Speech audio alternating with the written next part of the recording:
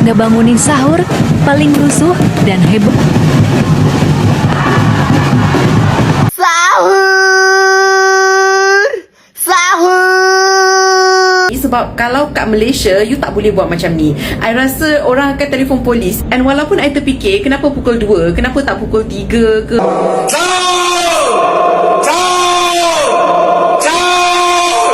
Ini semua tradisi yang patut dihentikan. Perbuatan tersebut mungkar dan bercanggah dengan syariat Islam yang menuntut kita semua untuk menghormati hak jiran tetangga.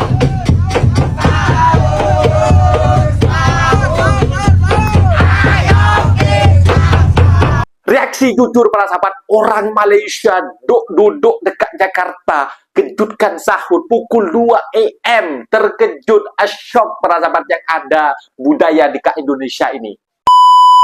Assalamualaikum warahmatullahi wabarakatuh. Jumpa lagi para sahabat dan teman-teman dengan Mas Farhan. Gimana kabar-kabarnya? Semoga kalian semuanya sehat-sehat saja. Yang baru bergabung di videonya Mas Farhan, terima kasih banyak-banyak yang sudah setia menonton di channel ini. Saya doakan semoga kalian semua dimurahkan rezekinya, dipanjangkan umurnya, dijauhkan dari bala bahaya oleh Allah Subhanahu wa taala. Amin amin ya rabbal alamin. Oke, para sahabat dan teman-teman, di video kali ini Mas Farhan akan nge-reaction beberapa video yang sudah di-tag di TikTok Mas Farhan. Mas, memang begitu ya, budaya kejutkan sahur yang ada di Indonesia macam tak beradab. Bahkan dekat kuburan mereka pun dikejutkan macam itu para sahabat. Bahkan ada juga segelintir orang Malaysia yang melancong ke Indonesia. Mereka juga bahagia dengan kejutkan sahur itu para sahabat. Tetapi dengan yang beradab lah macam itu. Mungkin niat mereka untuk membangunkan orang sahur itu bagus. Tetapi jangan sampai ketinggalan, tersilap sampai waktu imsak yang membangunkan sahur tidak sahur pula dan tidak puasa macam itu para sahabat. Karena yang ada tradisi yang ada dekat Indonesia, kejutkan sahur ataupun bangunkan sahur itu dari pukul 2 pagi itu dah mereka sudah mula bersahabat jalan-jalan macam itu, jalan dekat perumahan-perumahan, dekat komplek-komplek macam itu. Itu bukan hanya satu geng, dua geng macam itu para sahabat. Bahkan ada juga yang tak bagus macam itu. Dalam dalam intinya saling menghormati macam itu dalam kalangan agama macam itu para sahabat. Sepertinya ada Kristen, ada Hindu, ada Muslim macam itu. Jadi kalau dekat Malaysia memang tak ada para sahabat. Yang aku tahu yang ada dekat Malaysia itu, selama aku bekerja dekat Malaysia, itu ada suara azan sajalah. Azan. Allahu Akbar gitu. Allahu Akbar, Allahu Akbar. Nah, aku pertamanya ya para sahabat dekat Malaysia itu terkejut. Nah, mungkin sudah insaf ini kan alarm saya kan belum hidup ini. Aku terkejut, tersentak, terbangun macam itu. Aku tengok para sahabat. Lepas tu aku tanyalah kepada rekan Mas Farhan yang orang sini. Oh, kat sini kok azannya banyak gitu kan, sampai 2-3 kali macam itu.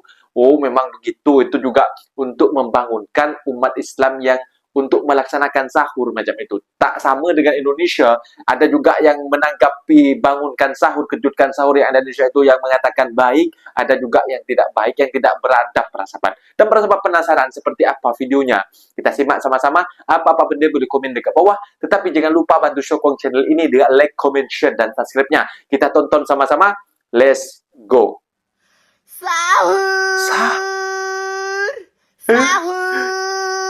Ini Ibu Pri nih. Sahur! Sahur! Sahur! Sahur!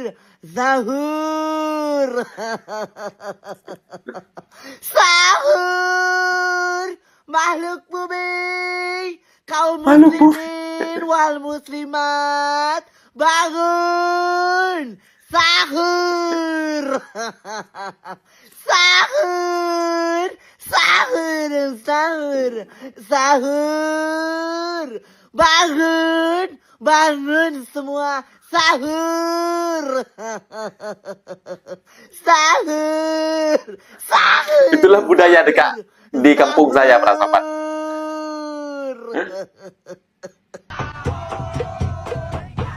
Ini dekat kuburan ini. Aku tak pernah nampak dekat kampung aku semacam itu. Ini lain daerah ini para sahabat.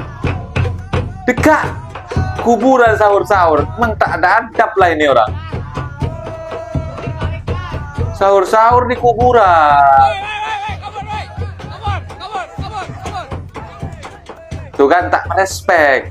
Padahal kan nggak boleh hukumnya.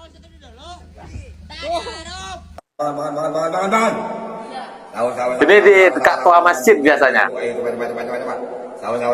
Ada dekat kampung aku, ada dekat toa masjid. Ayo. Bangun.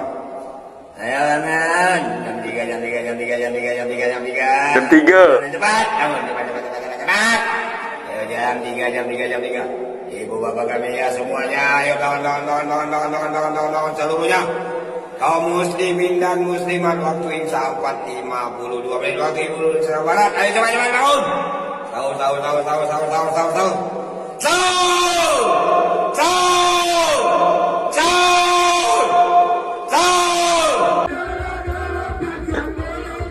Daiwan bangunan sahur, orang baru lebih gacor.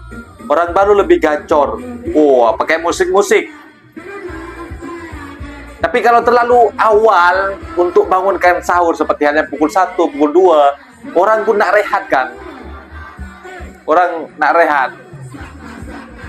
Anak-anak muda biasa di Indonesia macam itu, pada sahabat itu bawa mic, bawa sound. Itu. Halo.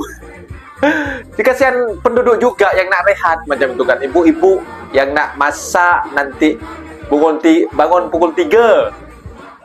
Tuh. Gacor. Inilah budaya kita yang ada dekat Indonesia. Ini turun temurun ini. Tapi kalau dengan beradab, dengan akhlak, mungkin okey lah. Yang tak beradab itu yang tak bagus. Karaoke ya. Aduh. Ngebangunin sahur paling rusuh dan heboh di kota Bogor. Ini bonek ini. Kayak sepak bola aja ini.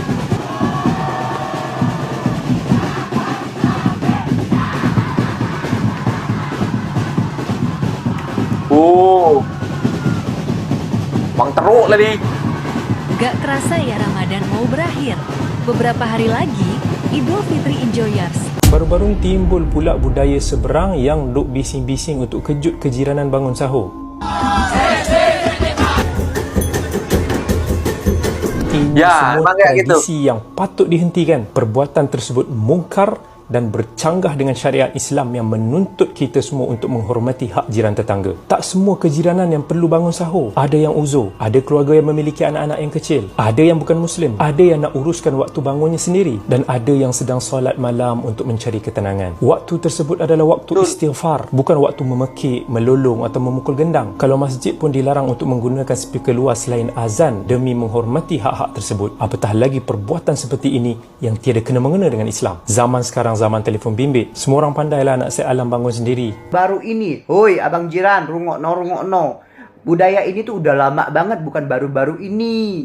Mungkin abang jiran baru pernah denger.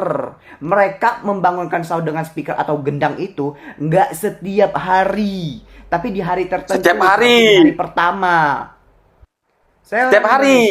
Kak kampung aku setiap hari. Tapi saya tidak terganggu oleh teriakan sahur ya. Karena saya suka banget, seneng banget, saya rindu banget. Karena itu yang dirindukan pas di bulan puasa. Ya sih, di negara sebelah kalau misalnya tetangganya bising-bising, jirannya bising-bising langsung report polis.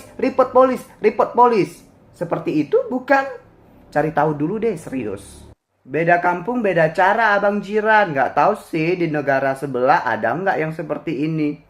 Apa aja sih perbedaan puasa di Malaysia dan di Indonesia? Kalian pernah bingung gak sih gimana sih puasa di Malaysia dan Indonesia? Yang pertama untuk waktu puasanya. Di Indonesia waktu buka puasa biasanya lebih panjang karena letak geografis kita yang lebih luas. Sedangkan di Malaysia karena lebih dekat dengan garis khatulistiwa, waktu puasa mereka agak sedikit lebih pendek. Namun kadang Malaysia tuh punya waktu buka puasa yang lebih awal loh. Selama ini buat kalian yang orang Indonesia tinggal di Malaysia ngerasa gak sih? Tulis di komen dong, bener gak sih? Nah buat yang kedua yaitu makanan sahur sahur dan buka puasanya. Nah, untuk sahur di Indonesia kita sering makan nasi goreng, soto, sate ayam. Bahkan kalau lagi males-malesnya sahur itu tuh biasanya cuma makan mie instan aja. Ada yang begitu nggak? Kalau di Malaysia menu sahur mereka bisa beda. Seringkali dengan roti canai atau nasi lemak. Tapi tergantung ya, biasanya juga ada yang masak sih, kayak makanan-makanan khas Malaysia juga. Bahkan kalau lagi males di Malaysia itu ada namanya kedai mama yang dimana bukanya itu 24 jam. Jadi kalau misalnya lagi males untuk masak sahur, tinggal datang aja ke kedai mama. Biasanya tuh banyak banget kedai mama di area sekitar Malaysia. Tinggal pilih aja mau yang di mana. Sedangkan buat buka puasanya di Indonesia terkenal dengan kolak atau es buah. Nah, kalau di Malaysia biasanya kita beli tuh di bazar-bazar Ramadan gitu. Banyak Bazar Ramadan, ya betul. Yang ketiga, adanya tradisi dan kegiatan. Ini sedap ini kue ini. Di Indonesia ada tradisi takjil seperti pasar Ramadan dan juga mudik untuk kumpul ayam golek, di ayam kampung. Kalau di percik. Malaysia mereka juga punya bazar Ramadan yang terkenal banget. Kayaknya setiap sudut Malaysia ada deh bazar Ramadan. Dan tradisi terawih di masjid lebih ramai dengan banyaknya jamaah. Udah gitu ada tradisi yang namanya moreh, yang dimana tradisi setelah sholat terawih gitu. Oh iya, di Malaysia juga ada tradisi namanya balik kampung, tapi lebih jarang karena penduduknya terbesar di satu negara. Nah, itu dia perbedaan puasa di Malaysia dan di Indonesia. Sebenarnya sih sama aja ya perbedaannya. Walaupun ada perbedaan, intinya Ramadan adalah bulan penuh berkah. Jadi mau di mana aja tetap semangat dan jaga ibadah kita ya. See you, bye-bye.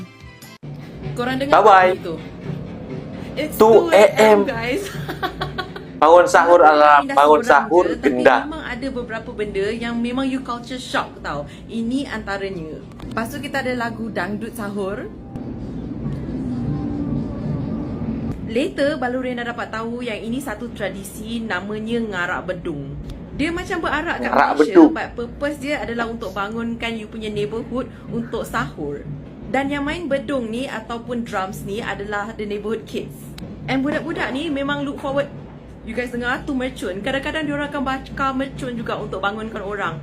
And these kids look forward to this. And orang-orang kat kampung ataupun kawasan kat sini pun look forward to it sebab meriah. Ada feeling-feeling puasa raya macam tu. Lepas tu surau and masjid dekat sini, diorang akan benarkan budak-budak ni guna diorang punya speakerphone juga untuk jerit like sahur, sahur.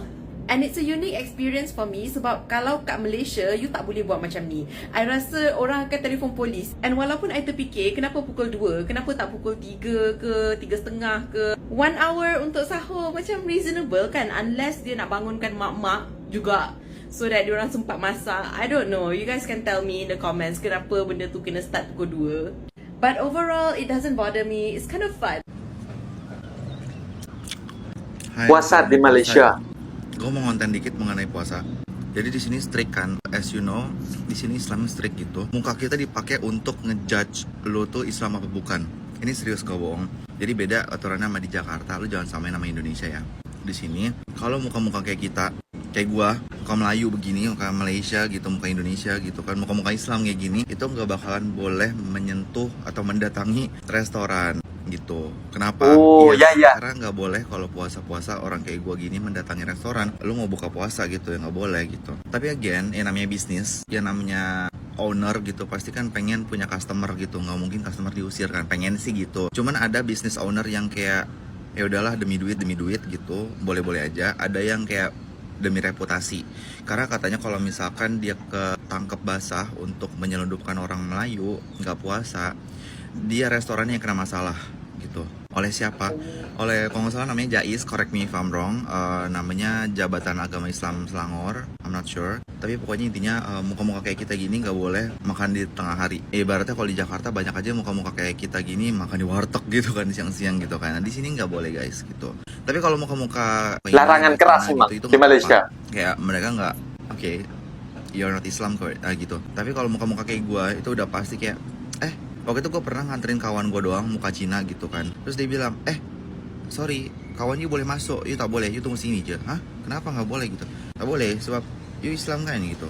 Tapi padahal kalau misalkan mau ngebohong, bisa aja ngebohong karena paspor kita kagak ada agamanya gitu ya kan. Tapi itu kalau lo mau bohong lah. Tapi gue nggak mau bohong, terus kata gue, udah, gue tunggu di luar ya gitu. Gitu guys, jadi intinya di sini strict.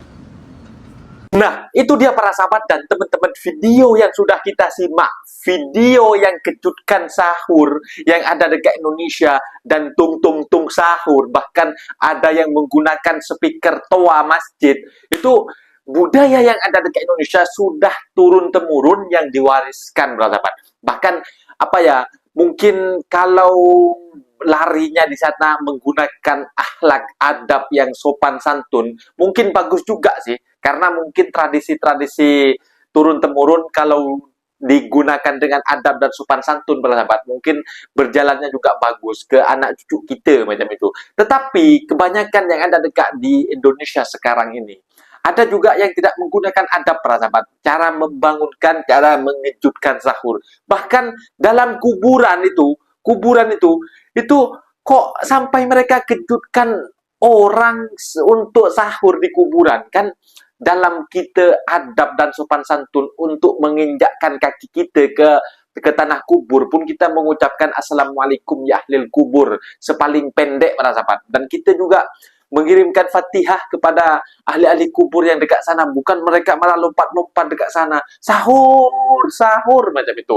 Itu yang tidak bagus, para sahabat. Itu yang tak patut dicontoh lah macam itu. Bahkan ketika orang Malaysia sendiri juga mengomentari tentang kejutkan sahur yang ada dekat Indonesia, tak semua benda kita ini harus turun-temurun budaya yang untuk bising, untuk nak buat bising macam itu, para sahabat. Karena ada anak kecil, ada juga anak, mana tahu ada orang sakit, mana tahu juga ada orang yang nak sembahyang dan nak tawaduk, nak bersembahyang kuat di bulan yang penuh ampunan, bulan yang penuh barokah, bulan Ramadan. Ini nak sembahyang kuat tahajud, solat malam, solat hajat, itu juga menjadi pengganggu bagi orang yang mengejutkan sahur dan duk bising dan membawa drum dan juga membawakan gendangan dangdut dan juga membawakan karaoke yang lagu-lagu viral, para sahabat. Itu yang menjadi pertanyaan juga macam itu. Bahkan ketika orang Malaysia stay dekat Indonesia, mungkin mereka seorang pelancong lah macam itu, datang di Jakarta dalam bulan puasa. Mereka juga, ini 2 AM guys, pukul 2 mereka dah start untuk kejutkan orang untuk bangun sahur macam itu. Kan kalau zaman sekarang, para sahabat, ini kan semuanya kan orang rata-rata lah 100% orang itu punya handphone, mereka menggunakan alarm dalam handphone macam itu. Itu tapi hanya budaya lah yang ada dekat Indonesia. Jadi turun-temurun lah dan mereka memaknai. Ini yang saya rindukan macam itu, para sahabat. Tapi kalau menggunakan adab dan juga banyak orang yang masih suka dengan budaya itu. Tapi kalau tak beradab, tak suka juga, para sahabat. Jadi kalau dekat Malaysia itu tak ada semacam itu. Kalau ada semacam itu, nanti jiran akan call polis, tak boleh duk bising macam itu dekat Malaysia. Karena memang undang-undang dan aturan dekat Malaysia sangat ketat, para sahabat. Pagi atau siang, orang Muslim muka-muka kita ini yang nampak orang Melayu ini, para sahabat, kalau kita pergi kat kedai makan, kita tidak diperbolehkan. Hanya orang yang China dan yang Hindu India macam itu yang diperbolehkan. Orang yang muka-muka Muslim ini tidak diperbolehkan, akan dikenakan denda oleh Jabatan Pemaju Islam yang ada dekat Malaysia, para sahabat. Di Indonesia masih banyak orang yang sorok-sorok pergi warteg-warteg macam itu, para sahabat. Jadi tak ada ya kalau dekat Malaysia. Mungkin hanya azan lah yang tahu Mas Farhan. Mas Farhan sendiri pun menggunakan alarm dekat handphone. Bila alarm sudah berbunyi, waktunya dah bangun, gosok gigi, cuci muka dan pergi panaskan makanan kita untuk melaksanakan sahur untuk persiapan di esok hari macam itu, para sahabat. Tak ada kejut-kejutan sahur dekat Malaysia, tak ada macam itu. Mungkin videonya sampai di sini, para sahabat, dan teman-teman, apabila ada kata benda yang silap, Mas Farhan minta maaf sebesar-besarnya. Mohon dibenarkan di kolom komentar. Assalamualaikum warahmatullahi wabarakatuh.